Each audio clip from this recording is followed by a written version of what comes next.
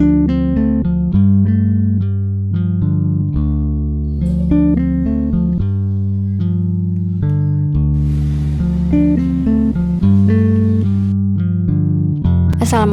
teman-teman, balik lagi di channel aku Yayan Handayani. Di sini aku suka sharing daily vlog aku sambil ngomongin keresahan aku seputar kehidupan ibu rumah tangga, yang tentunya bakalan relate banget dengan teman-teman dan bakal bermanfaat insya Allah. Buat teman-teman yang baru nemu channel aku, salam kenal, semoga kalian betah nontonin aku. Dan buat teman-teman yang balik lagi nonton video aku, terima kasih sudah nonton lagi. Seperti yang teman-teman lihat di thumbnail videonya, kali ini aku akan sharing gimana cara aku bikin meal plan ya untuk mempermudah proses masak-memasak aku. Dan cara ini juga bikin aku jadi konsisten masak terus tiap hari. Jadi tonton videonya sampai habis supaya kalian dapat informasinya nggak setengah-setengah dan semoga kalian dapat manfaatnya.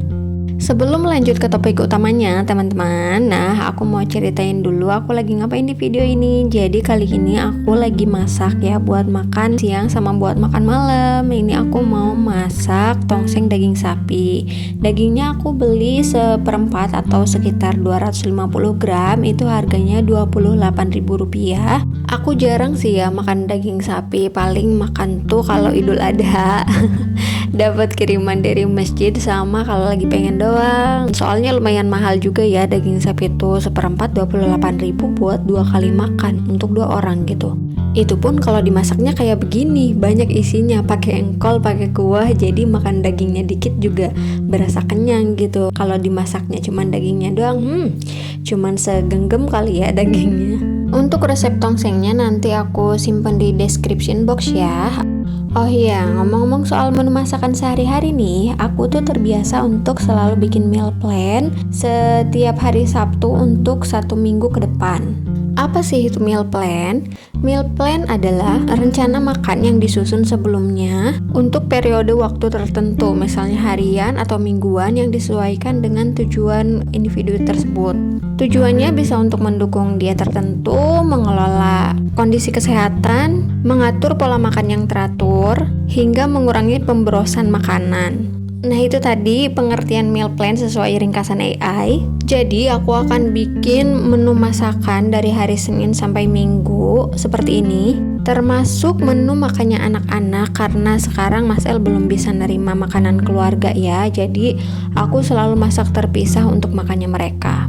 Bikin meal plan memberikan aku kemudahan. Gak ada lagi cerita mikirin besok masak apa ya. Soalnya kan menu masakan untuk seminggu sudah dibikin. Kalau dulu nih sebelum aku menerapkan bikin meal plan ini, dulu setiap kali aku mau masak pasti selalu ngelamun depan kulkas sambil ngeliatin ada apa aja ya di kulkas. Kira-kira bahan makanan ini bisa aku bikin apa ya yang enak gitu. Bahkan sampai setengah jam aku bener-bener kayak bengong aja gitu depan kulkas, dan itu tuh nggak efektif banget ya. Jadi memakan waktu yang lama gitu. Terus mengurangi beban pikiran juga. Kan biasanya kalau enggak bikin meal plan nih, baru selesai masak, terus makan, baru selesai makan pasti udah mikiran lagi, buat makan malam makan apa ya. Pasti teman-teman juga kayak gitu kan. Untuk perkara makanan aja itu udah menuhin pikiran. Makanya aku mencoba bikin meal plan ini. Dan wow, hasilnya efektif banget. Pas belanja juga lebih mudah ya, soalnya aku tinggal beli bahan makanan sesuai menu yang mau aku masak di minggu itu gitu. Kalau dulu sebelum bikin meal plan, aku belanja ke warung tuh tanpa perencanaan, tinggal lihat aja di warung ada apa. Terus kadang suka bengong dulu mau beli apa ya. Terus kadang ya udah ambil aja sembarangan sayur, nanti mikirinnya di rumah. Kadang suka gitu kalau dulu ya, dan itu nggak efektif banget menurut aku. Hayo teman-teman juga ada nggak yang suka bengong di warung? Alhamdulillah, berarti teman-teman nonton video yang tepat. Nah sekarang setelah meal plan-nya dibuat, barulah aku diuraikan satu persatu kira-kira apa aja yang harus aku beli. Protein hewaninya, protein nabati, sayur dan bumbu. Lalu setelah itu barulah aku bisa menyesuaikan budgetnya. Jadi sambil bikin meal plan, sambil bikin grocery list, aku juga bisa mengatur budget belanja aku. Jadi belanja mingguan gak akan over budget karena bahan makanan yang aku bikin itu aku sesuaikan dengan budgetnya. Jadinya menghemat anggaran juga menghemat waktu ya. Aku gak perlu bolak-balik belanja ke warung, cukup belanja 1 kali dalam seminggu. Kalau misalnya ada yang kurang, barulah aku beli di Amang Sayur yang suka lewat depan rumah. Nah, kayak sayur tuh, kan sayur nggak bisa bertahan lama ya. Jadi biasanya aku suka beli dadakan di Amang Sayur.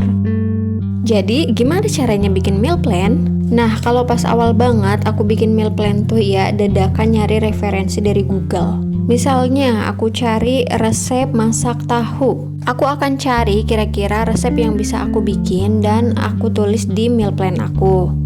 Tapi cara itu nggak efektif ternyata karena memakan waktu yang lama ya. Jadi bikin meal plan tuh jadi lama banget karena nyari-nyari di Google dan kadang resep orang lain nggak cocok di kita gitu kan.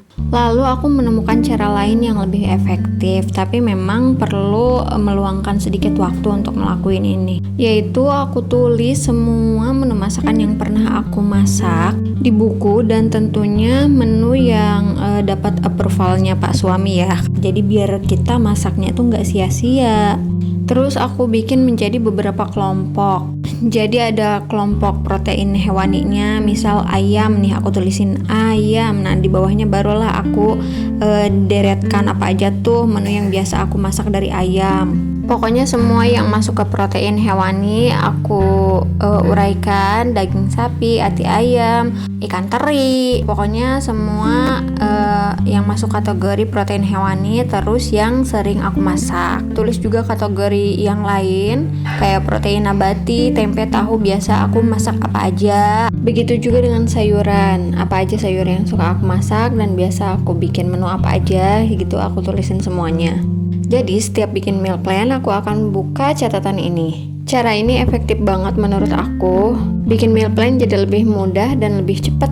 Kalau meal plan-nya udah lengkap dari hari Senin sampai hari Minggu, nah barulah aku bikin grocery list-nya.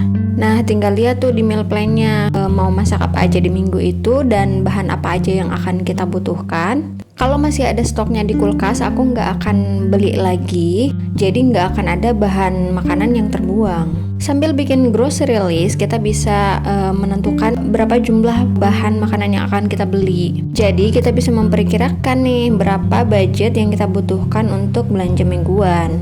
Jadi belanja mingguan gak akan over budget karena semua bahan pangan yang kita beli itu disesuaikan dengan budget belanja kita masing-masing. Karena nggak mungkin kan misal kita punya budgetnya 150.000 buat makan seminggu, tapi kita bikin menunya daging, kan nggak mungkin ya, nggak akan cukup buat seminggu. Aku biasa bikin meal plan-nya di hari Sabtu ya. Nah minggu paginya barulah aku belanja ke warung sayur.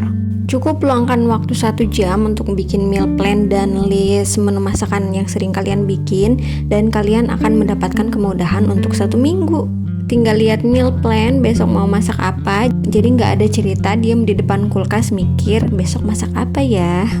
Cara ini juga bikin aku konsisten masak terus setiap hari karena ya stok makanan udah dibeli loh buat 1 minggu. Kalau misalkan nggak masak sayang nanti kebuang. Terus mau masak apa juga kita udah tahu karena udah bikin meal plan, tinggal kitanya aja males enggak masaknya nih. Jadi hemat juga ya bun, kalau lapar nggak usah jajan di luar, ya udah tinggal makan aja soalnya ada makanan. Memang butuh proses sih sampai ke titik ini. Pas awal-awal dulu udah belanja pun kadang malah kebuang karena belum bisa konsisten masaknya. Biasanya ujiannya adalah meal plan-nya A nih, tapi aku pengen makan B. Kalau dulu sih aku nurutin hawa nafsu ya, tapi kalau sekarang aku udah bisa lebih ngontrol diri.